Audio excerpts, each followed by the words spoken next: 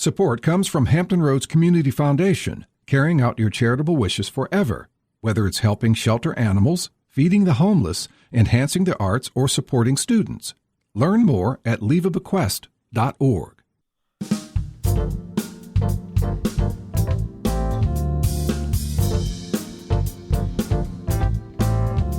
Hello, everyone. I'm Barbara Hamley. Letitia James, Fonnie Willis, Tanya Chutkin. Are you familiar with these names? If not, you will be by the end of today's Another View. Our roundtable pundits are here to talk about being Black and in charge and how these women are playing a pivotal role in determining the future of our democracy. But first, you know what time it is. It's time for you to join our Another View family. It's our fall membership drive, the chance to support all of the fine programming we bring you here on WHRV-FM. So call us right now, 1-800-940-7170, and make your pledge of support.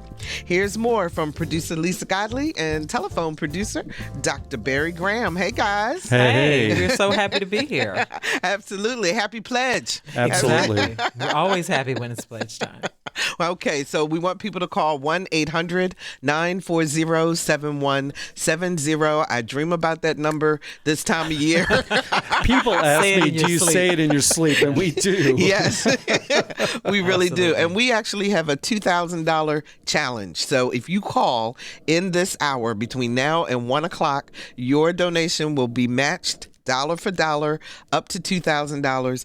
Our listeners have never let us down during pledge. So we go well above our goals. So come on, y'all. It's time to make that phone call or go to WHRV.org and make your pledge of support there. That's right. We have no desire to leave any money on the table. So help us meet that $2,000 challenge. We are waiting on you. I'm going to challenge my Norfolk State Spartans to call in and support what they love. Excellent. And make a contribution in the name of Another View. What do you think, Barry? Absolutely. You know, so many people talk to me about this program, and I take such pride in being a part of it. And so, you know, this is the opportunity for all those people who have always said to me, oh, my goodness, I love Another View. Now's your opportunity to really show that love by making that call of support.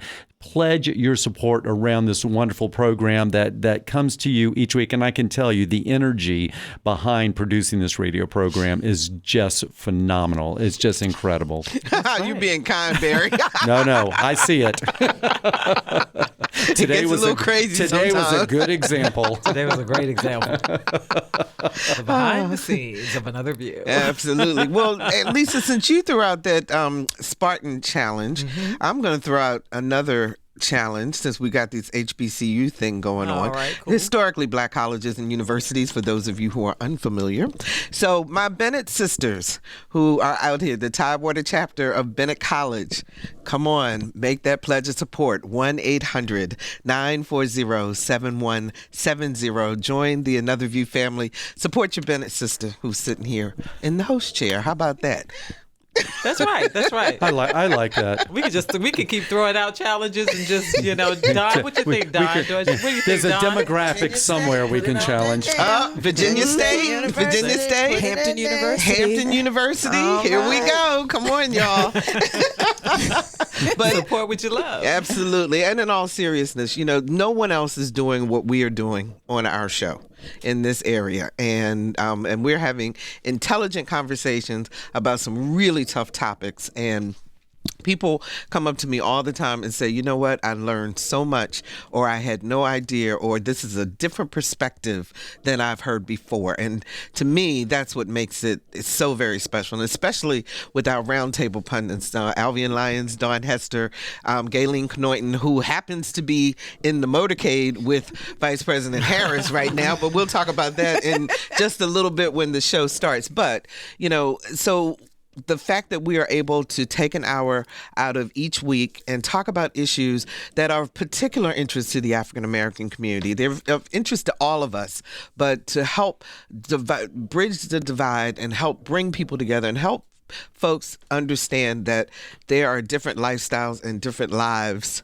of people in our community, and it's all important. So join us. 1-800-940-7170. Make that pledge of support. And you know, Barbara, during this particular time in our country, these conversations are so vital, especially when just basic history is being challenged. Absolutely. So it's so vital, and it's just so important to have these conversations. And I am so proud to be a part of this whole conversation and just to be a part of this product, because you're absolutely right. It doesn't happen anywhere else. Yeah, absolutely. Barry, and you know, we always have to leave you in the studio when we go out on the road. But, I know, yeah. But our history shows that we do out live in the community, people just gravitate to that. And Lisa, I got to give you the credit for that, because you love live shows love it. On location.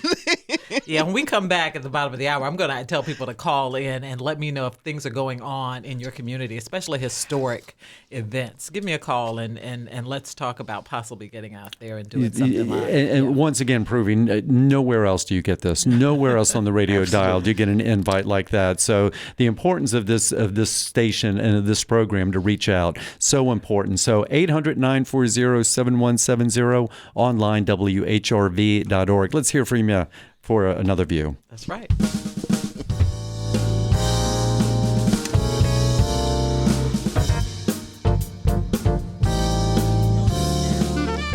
Discussing today's topics from an African-American perspective, this is Another View. Good afternoon, everyone, and welcome to Another View. I'm Barbara Hamley. Today, it's Another View's turn to ask for your support of our program by becoming a member of WHRV-FM.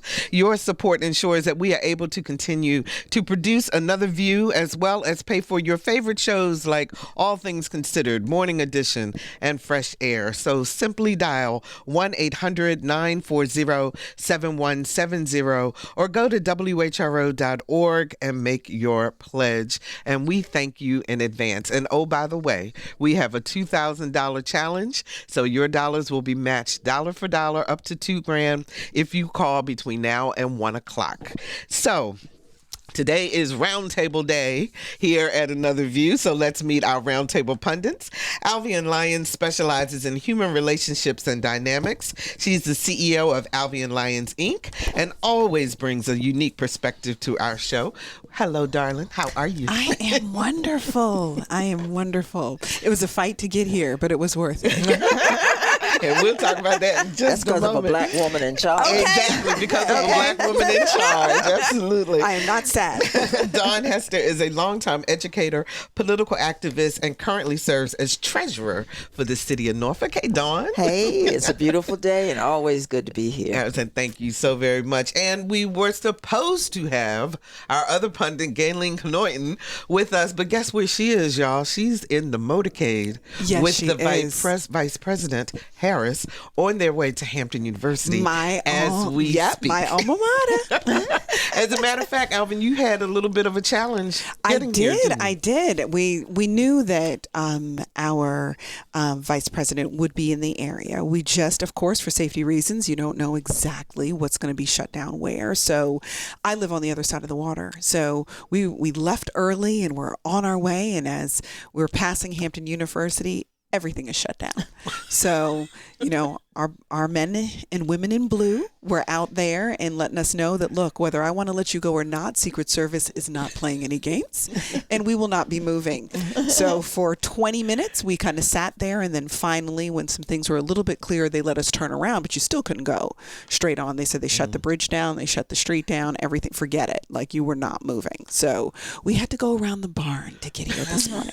But it's okay. It's okay. It's our vice president going to my alma mater, and I'm not complaining. Absolutely. And I am so happy that you made it, though. Seriously. So Vice President Kamala Harris is at Hampton University. This is the first stop on her Fight for Our Freedoms College tour.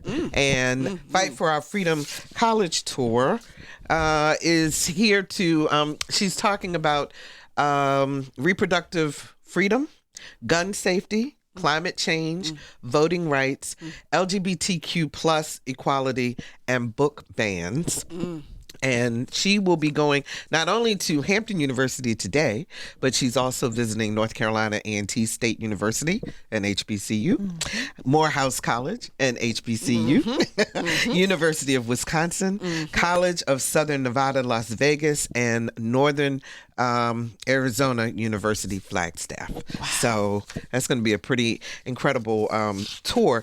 Do you think she's hitting, Daun, the younger voters so that she can galvanize them to come out and vote in 2024?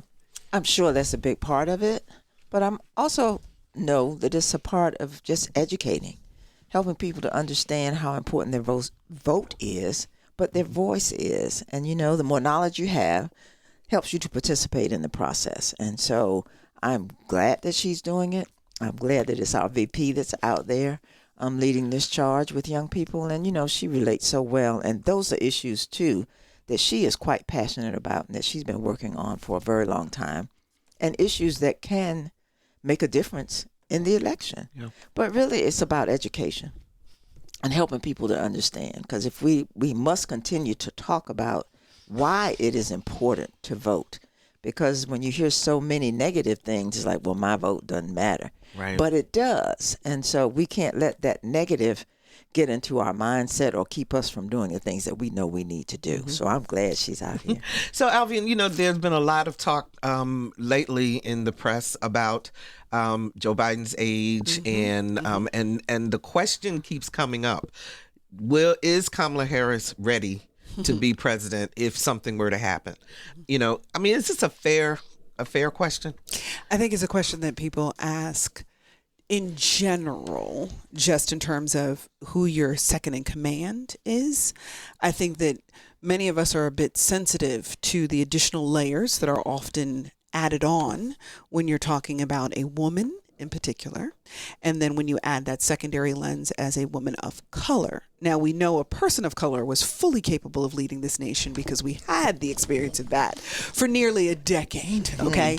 And might I add, regardless of your political bent, one cannot argue that President Obama understood the honor and the role that he played. There wasn't a single personal scandal in all of those 8 years. He was a dedicated father and loyal and faithful husband to one woman who was the mother of his children, whom he was around for the raising. And I'm not here to judge anybody else. I'm just saying that all parties aren't doing that these days. That's all I'm saying. Okay. So, Daun, I know that's a concern of yours also, too, this whole idea of whether or not Kamala Harris can step into the role. Well, and I think people look at the person, but you have to look at the team. Right. She's not alone. Because the team that President Biden and Vice President Harris have put together to help manage and run the country, they're working it. Because of all of the legislation that they've been able to pass, to write, and move things about in our country with moving dollars and make sure they get in the right place, she isn't alone in doing the job. She doesn't have as much experience as Joe. Nobody does. Okay, because he's been around so long. However, she has, one, been a senator. She's been a whole lot of other things before she became a senator. And she is learning in her role, and I think she's really thriving in her role. And I'm glad that she is out here now talking to us about the things that she's learned and is leading and feels passionate about. Because for a while, we didn't really hear from her. Well, so I got thoughts on that too. Me too. My thoughts are, one, it was new. So when I became the treasurer, y'all didn't hear from me for a couple of years, too. Because I was trying to figure out what I'm doing, who's helping me to do it, and, making sure I don't make any errors, any mistakes. You do have a learning curve. Yeah. And she was also given a task that hasn't been accomplished by anybody in a long time, which is immigration. If we can't, anyway, that's just one that's too hard for one person to even have to try to. But it has gotten better. So she went through her learning curve, but she's on a roll now. Even when people were talking about her team and transitioning her team and fussing and who's who and what's what and why somebody's coming and going, you got to find your right mix. Yeah, and You know, that's and it part of the takes growing time. But they pains. did same Alvean. things to Amy Klobuchar when they were talking about the turnover inside of her team, so to speak, which I think is the female component that is added on, right? Because we require of women a likability factor that we don't require of men. And if people are leaving, then you must be that capital B, and then that's a problem, right? But when there's turnover where men are concerned, it's because he's serious about his stuff. He's playing no games. He's driving this thing. He's cracking the whip. But nobody's talking about, is he a jerk? Nobody's talking about that. But when it's women, that need for us to be able to get along and play nice and be nice, and girls are made of sugar and spice, you're still expecting that additional layer to be put on to a woman is here to do business. And we don't allow women to just be able to be about their business. So I think that that's a factor that is a gender layer. Now, the quietness of her, if she were my client from a strategic perspective, I would actually want her to be quiet, because I don't want to give a whole lot of material if you have to step into this role. That our political opposition has to be able to use as fodder for why you are not ready for this job. Because I remember as a child, my mom used to say, you open your mouth, you remove all doubts, right? Silence allows us strategically a freedom to figure out things in a way that the minute we open our mouths, I now have material that you can't take back anymore. So if she were my client, I would actually be very supportive of her being quiet, because I don't want to put you in a position that we now have to defend your role rather than you getting the opportunity to define your role. Alvean, I'm curious, especially since you deal so well with human dynamics and so forth. When she is interviewed, a lot of times, my impression is that she feels like she's so on the hot seat that it becomes defensive as opposed to factual. I mean, is that a gender thing, or is that or is that something that she's still working on, do you think? So it's funny that you would say that, because the fight, again, we go back to the gender thing, is the likability factor. And you hear, and we're just going to be honest, you hear in social media and you hear in the media that people don't particularly like her, and they obsess over the way she laughs, right? As if that's somehow defining of somebody's leadership, the style of your laughter, right?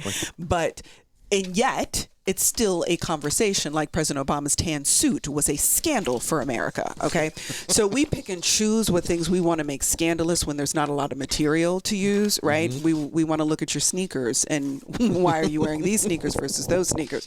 So I would say that I think she runs into the same challenge that Hillary Clinton ran into in terms of trying to thread that needle between being strong and being approachable, being able to connect and being able to command. I think that it's challenging for women to be able to do. I spent a lot of time working in law enforcement at every level. And one of the questions that just came out of a meeting was, how do you maintain your strength and your femininity at the same time as a woman in leadership in law enforcement? And I think that that is the challenge that women face holistically. That can we still be women and in the ways that people traditionally think of a woman, while simultaneously commanding the play with me if you want to and see what happens, right? Can you have those two things in the same space and still be warm and engaging, but no nonsense? And it's not an easy needle to thread, but it can be done. And Daun, isn't it, I mean, don't women play a major role in this in terms of how we perceive other women? Yeah. And we're terrible to each other. Yeah. We don't help each other do the things that we want, desire, and need to do. So women are sometimes harder than the men. They are. Yeah. You know, but people think I'm mean. Really? Yeah. You? Oh, yes. But I can be. If I need to be. If I need to be. And so, but you do have to learn that. And I think, too, with our vice president, when she's doing an interview, she is also strategically thinking about what I need to say so it can't be used against me. Very so. Very as much so. she is giving her answer. As a matter of fact, the latest interview she did with Nora O'Donnell on CBS, and when Nora kept trying to say, "Do you want a limited time for abortion?" And she said, "We want Roe v. Wade back." I mean, she stuck to her talking point and would not let it go. Right. Yeah. Right. Yeah. Okay, let's go into our next topic. So, Black folks are at the political forefront in terms of the 4 criminal indictments against former President Donald Trump. So you have Alvin Bragg, the Manhattan District Attorney, who brought charges against Trump for alleged hush money payments to an adult film star. You have the special counsel Jack Smith, who is not African American, but he brought charges against the former president for his alleged efforts to overturn the 2020 elections. And the judge in that case is a Black woman. That's Tanya Chutkin.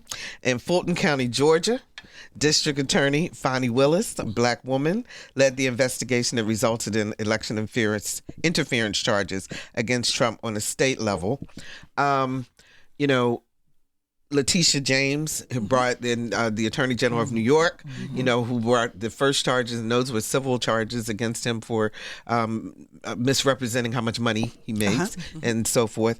So, Alvin, I want to come to you first on this one because Mr. Trump has made no secret about his disdain of African Americans. Particularly strong women. So, how, from your perspective as a humanist, yes.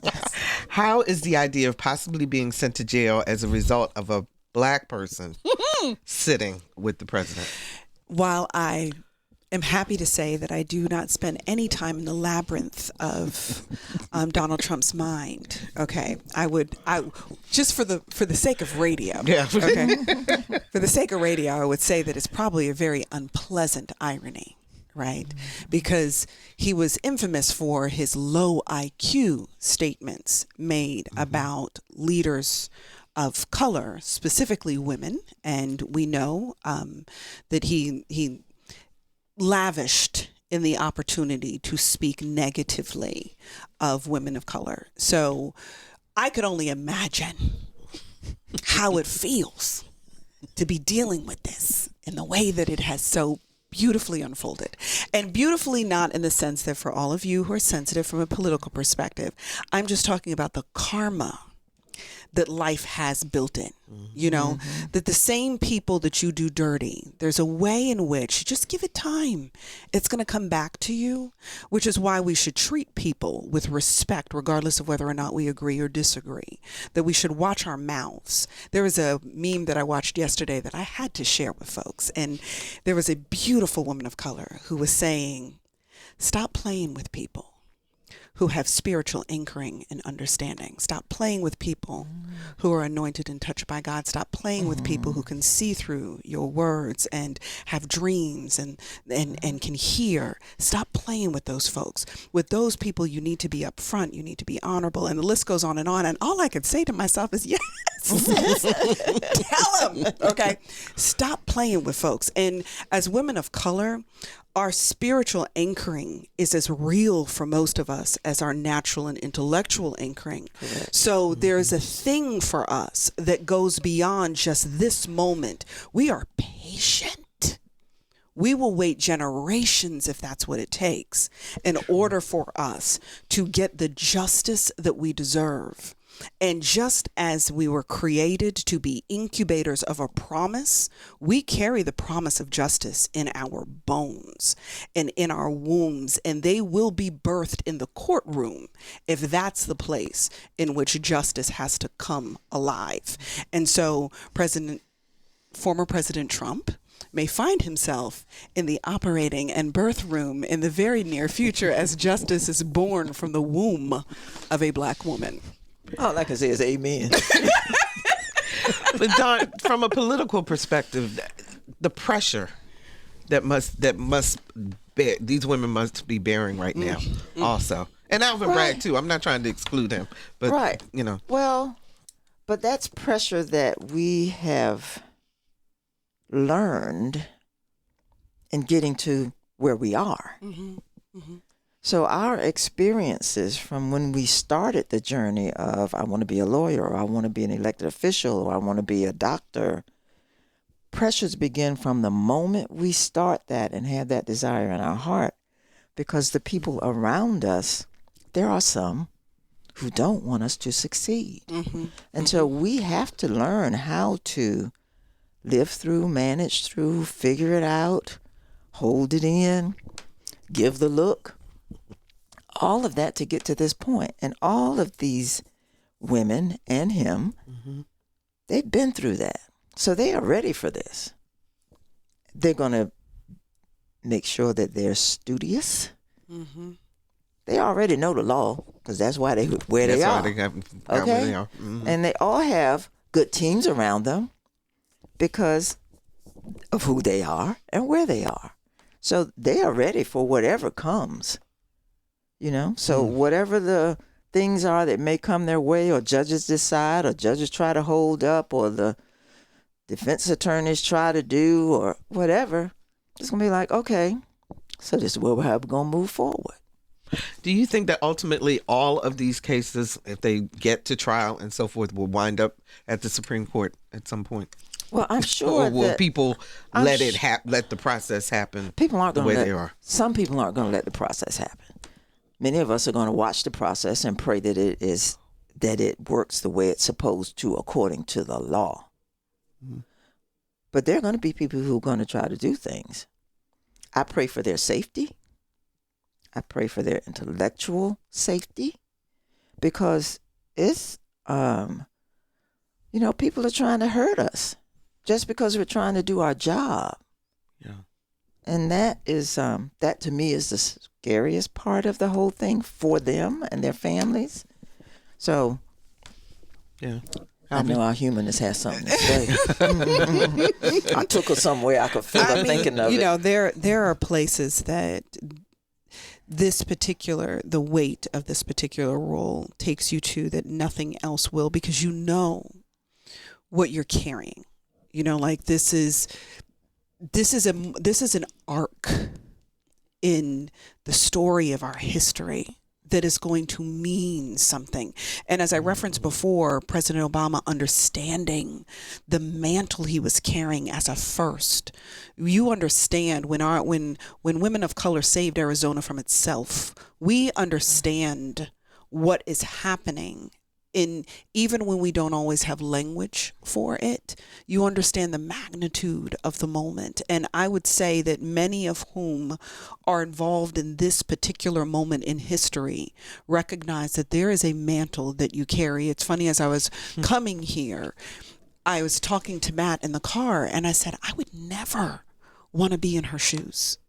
Look at what you have to go through in order to just travel from one spot to another. Yeah, I was wondering why I didn't get a helicopter. Just one spot to another.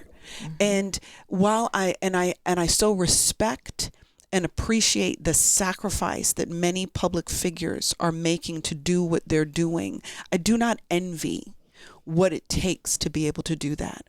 We spend so much time shooting darts without even realizing what it's like to live in an invisible prison, because your life belongs to everyone else but you, and everybody is allowed to have a criticism without offering a single compliment.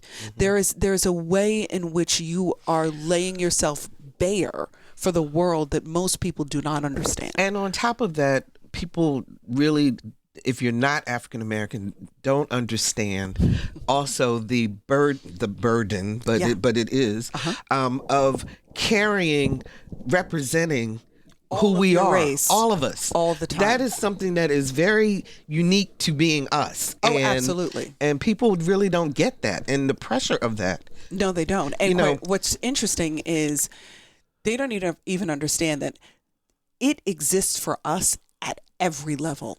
It does not matter if you're the only kid in the orchestra, or whether or not you're the first kid on your team's baseball team that happens to be a kid of color, or whether you're the first kid who is the student president of your high school. Absolutely. Every time a person of color is in a position that has not been a normal space for us to be in, we end up having to speak for the whole race in a way that nobody else has to do.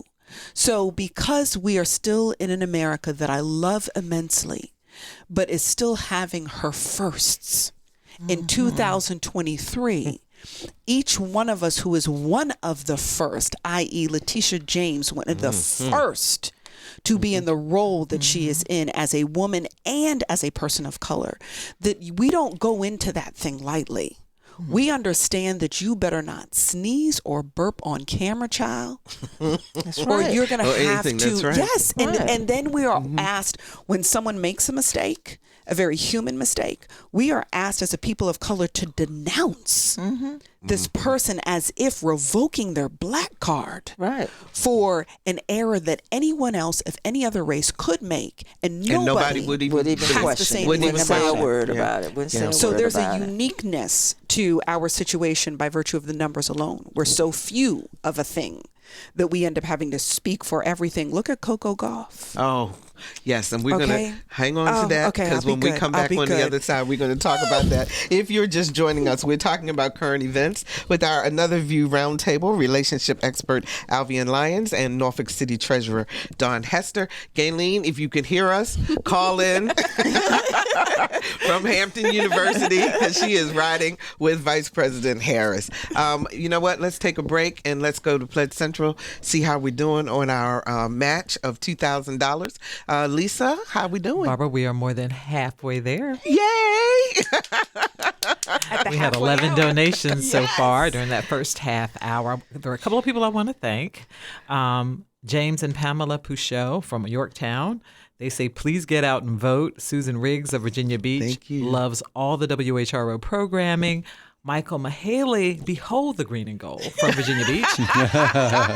In response to the Spartan Pledge from Another View, Madeline Copperdack, and I pray I'm pronouncing everyone's name correctly, of Virginia Beach. I appreciate WHRO Public Media, particularly the newly created news feed, keeping me informed.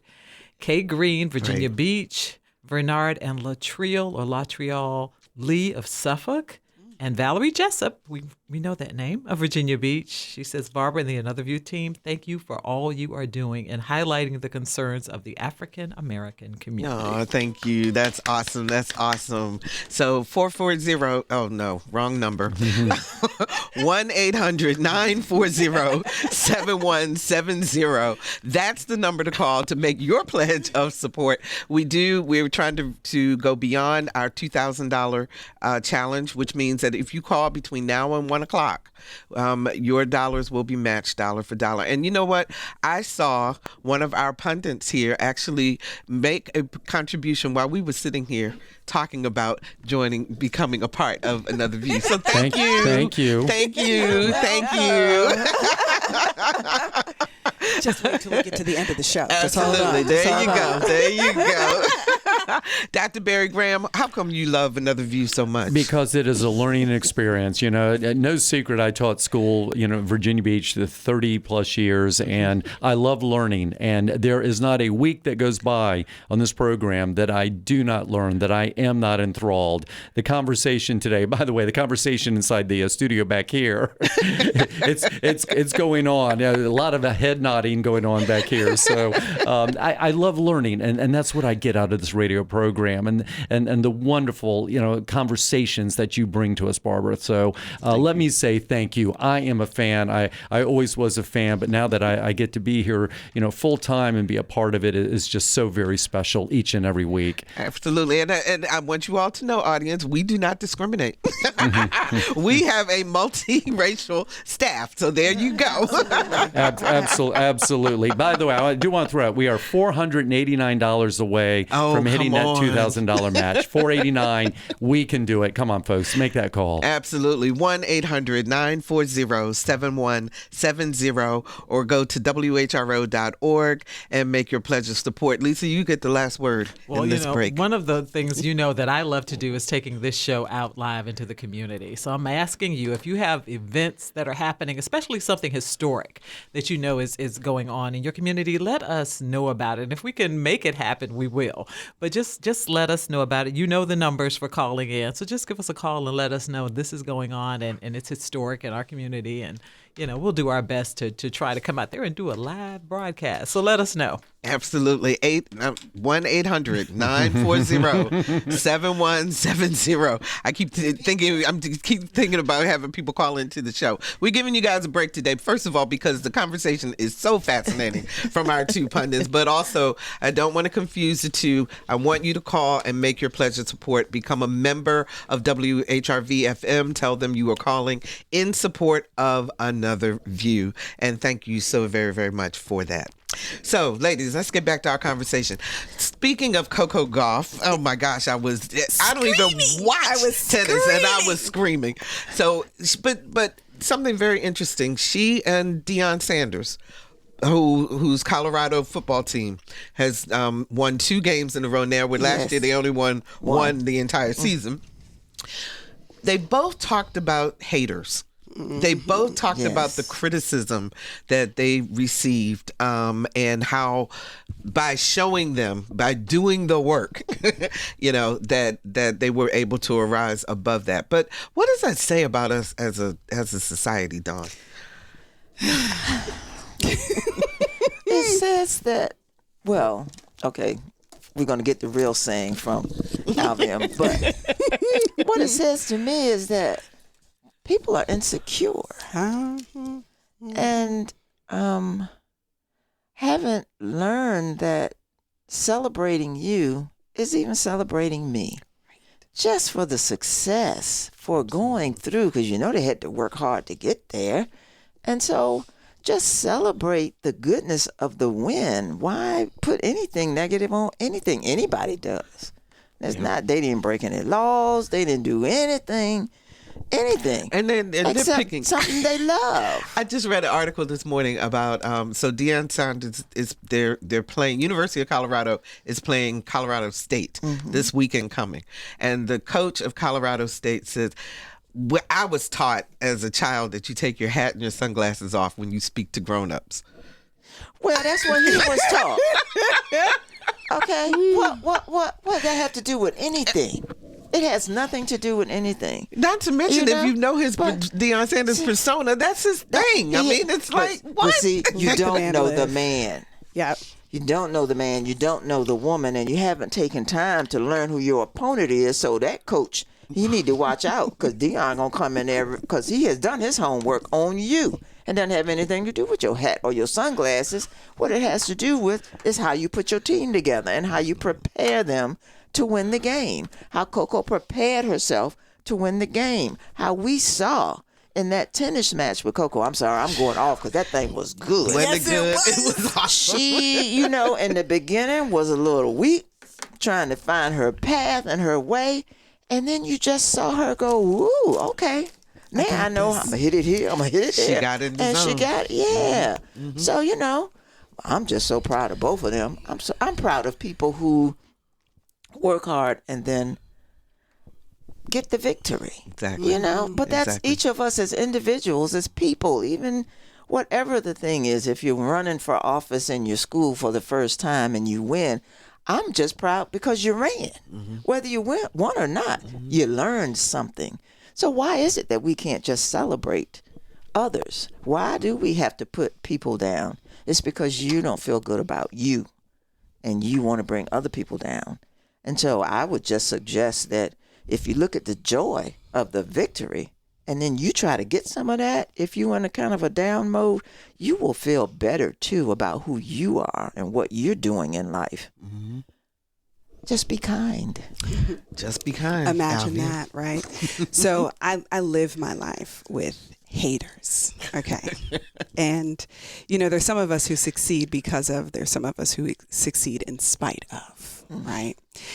And I don't know that I would be as successful if there weren't people who didn't have something to say. But it doesn't ever go. It doesn't ever go away. Interestingly enough, just as all this beautiful stuff was happening this weekend, I happened to have posted this picture of a person helping someone else. It happened to be a man of color who was helping a Caucasian male who had a severe disability. And he had gone to a restaurant and he was with, I believe it was with his mother, but he was with someone, a family member who was unable to eat because they were feeding him. Right. And so a server noticed this, and the server happened to be a man of color, noticed this and asked to have his shift covered for a period of time so he could feed the man who could not feed himself, so that the family member could enjoy their food before it was cold. And that's so sweet. And I posted that, right? And I said, you cannot convince me that there aren't beautiful humans inside of this world, right? And someone came for me on my Facebook page. We will just call him Jay, okay? And so Jay comes on my page and he says, how about you talk like your own race? How about that? D-A-T, not T-H-A-T, D-A-T. And stop talking like a white girl, Y-T girl, okay? And so let me tell you something, y'all. There's a me people don't want to meet, all right? And then there's the me that God has touched. Lucky for all parties, that was the me that responded, all right? So I respond back, oh, baby, do you need a hug? Because something is definitely wrong. Who hurt you? That was my response. And he sends back an emoji, mean face, right? That he was angry. And so it begins a firestorm, because my friends came for it too, right? Begins a firestorm back and forth. And so by the time it was done, I said, what does an educated Black woman who is a CEO and a doctor, what is she supposed to sound like?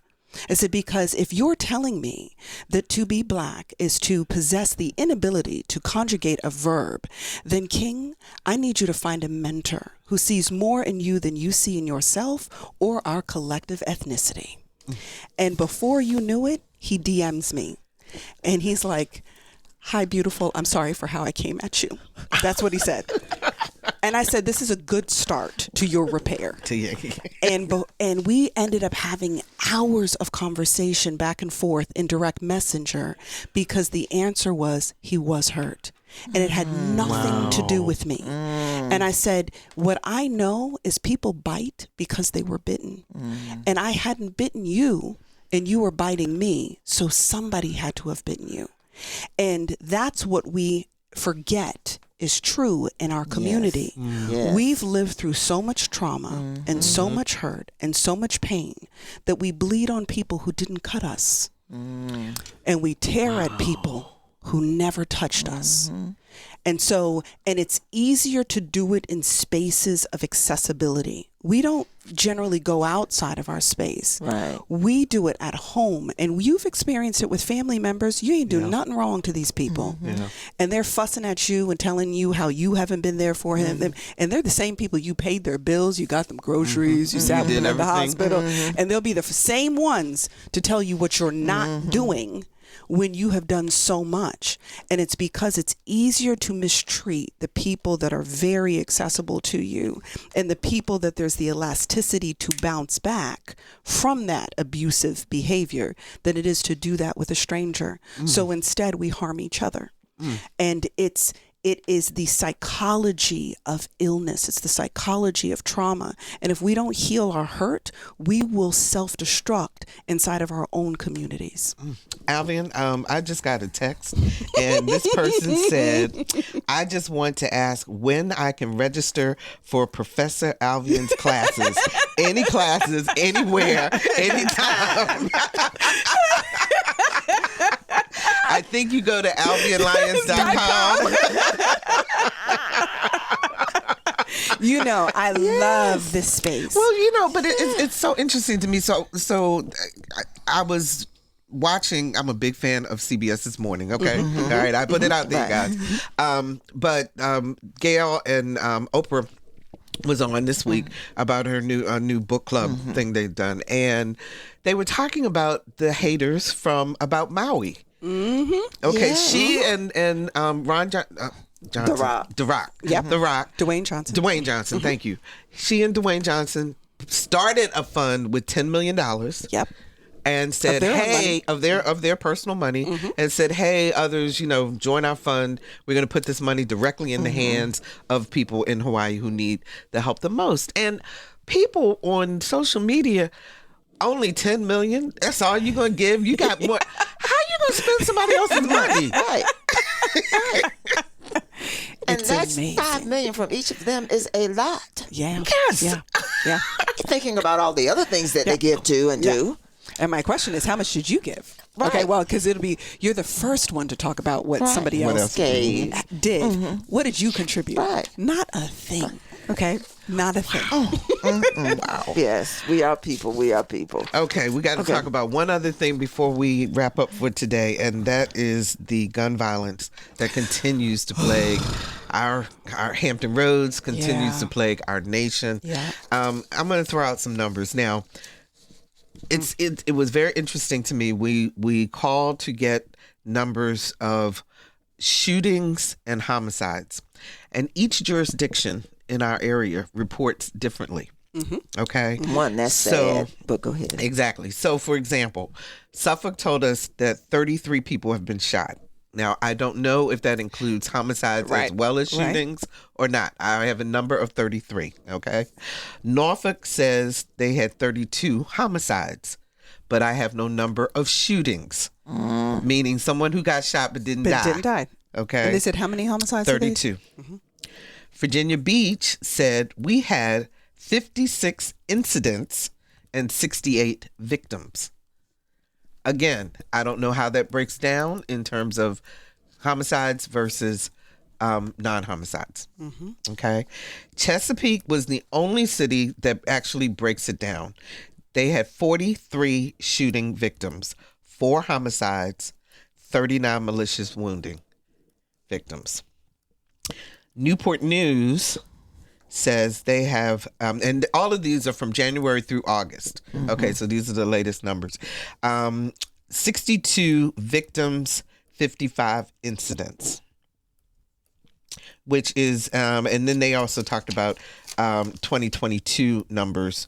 So there's a 15.1% decrease in victims and a 9.8% decrease in incidents. So, and the cities of Hampton and Portsmouth did not respond. And the cities of Hampton and Portsmouth did not respond to us. So, even the numbers, even how we look at what is happening, I think prevents people from truly comprehending the vastness of this. And I may be wrong, so challenge me on that. No, we know it's vast because you hear it every day. Someone is getting shot somewhere in our region and across the country every day. Yep.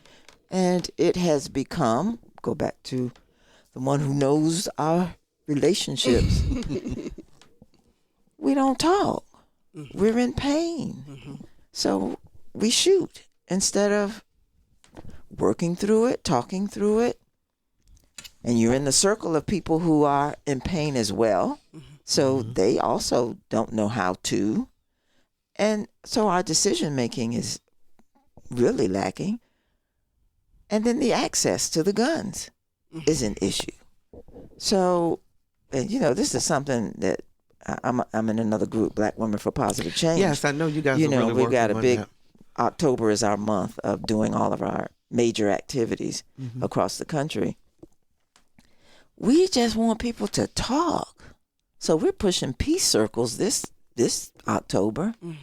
Get into a peace What's a peace circle. Tell us what a peace circle is. It's an What's it about? opportunity for people to come together, students to come together, anybody, people in your office to come together and just talk about things that have occurred to you, challenged you, what you would like to see, maybe what you want to do, how you want to live better, be better, there's so many different variables to the peace circles.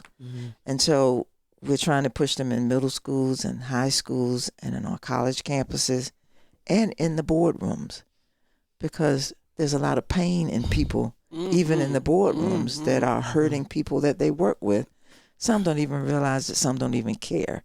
And so trying to begin to have conversations, because clearly our legislators are not, at the federal level, are not in a position to change the rules regarding guns like some of us would like, the majority of Americans would like.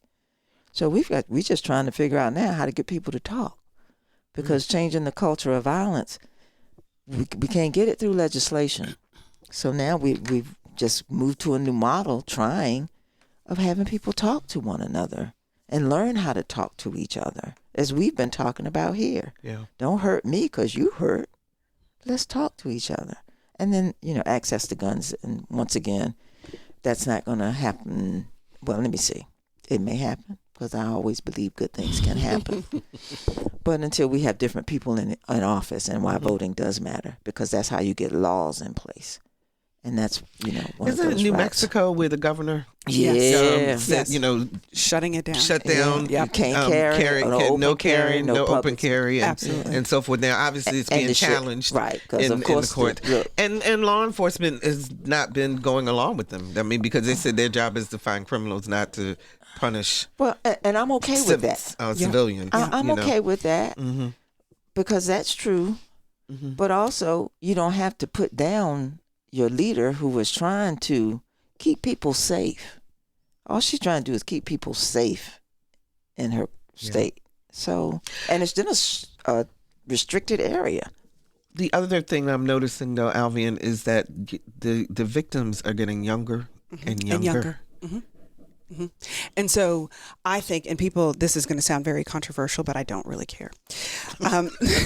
So I'm telling you that I think that there are two major things that have been profoundly destructive for our youth, and the youth are not alone, because generationally we have abdicated the responsibility of healthy parenting.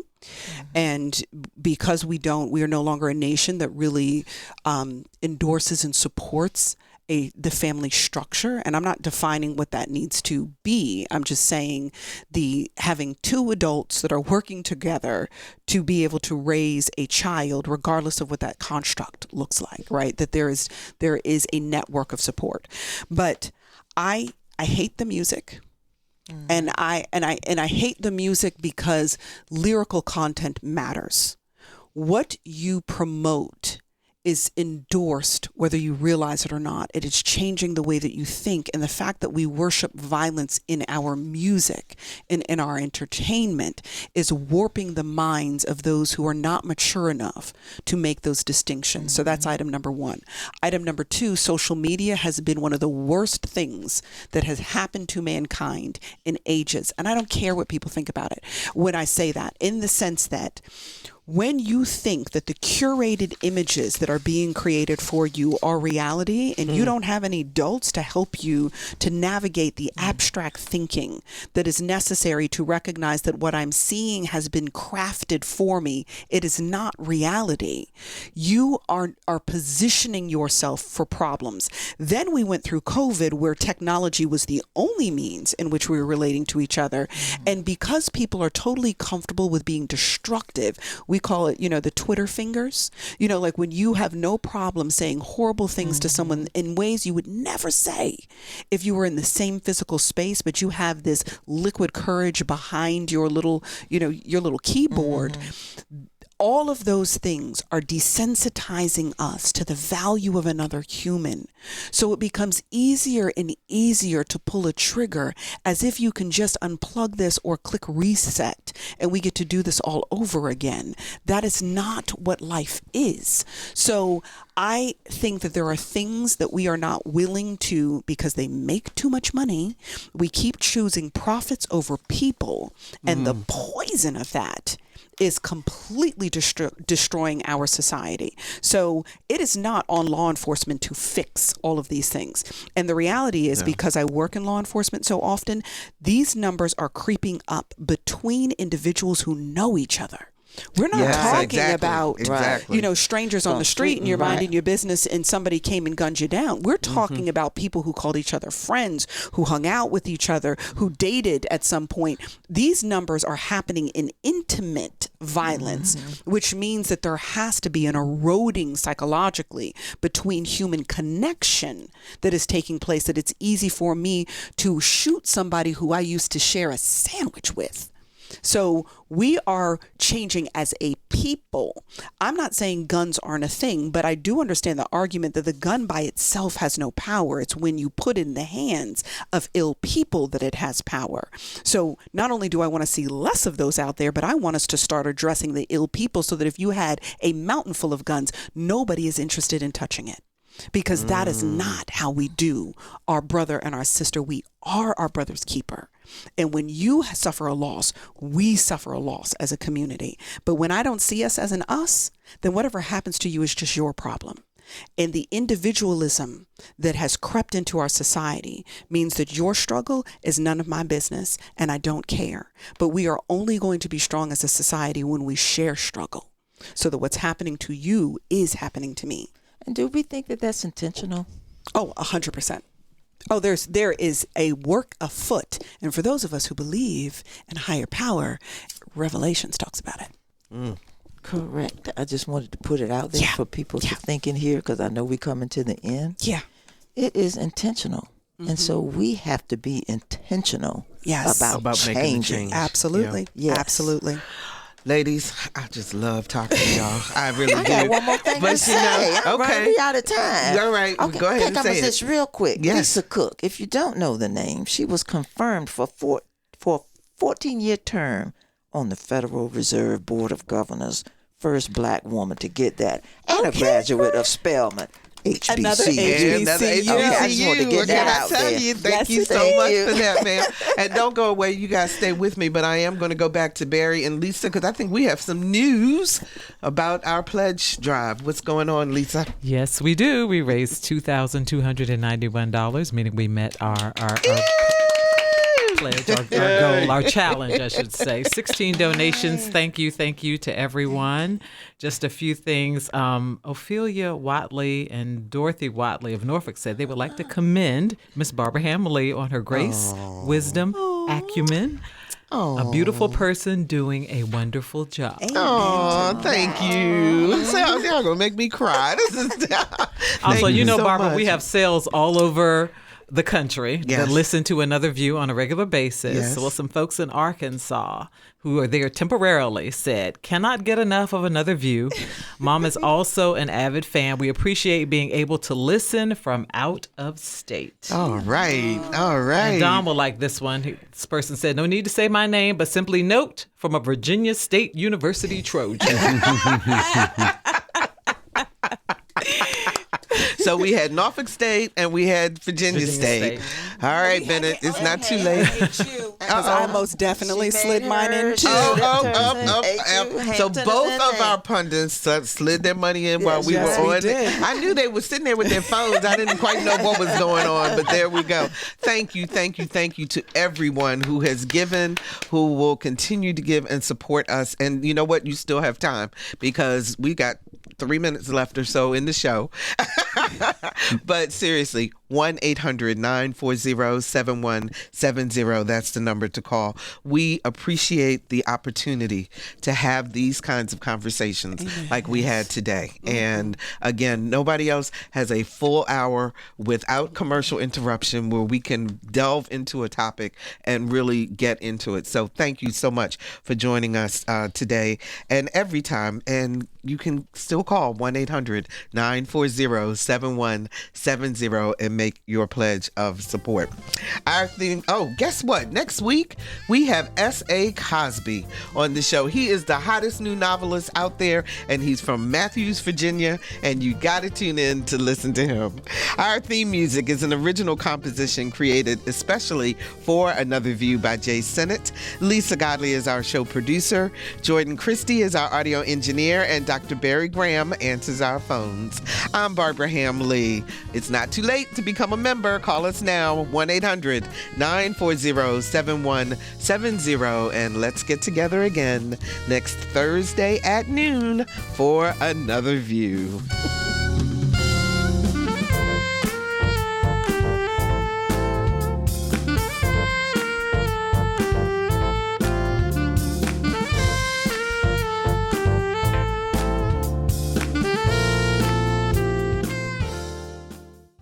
Support comes from Hampton Roads Community Foundation, partnering with donors from all walks of life to improve southeastern Virginia through grants, scholarships, and leadership initiatives. Learn more at hamptonroadscf.org.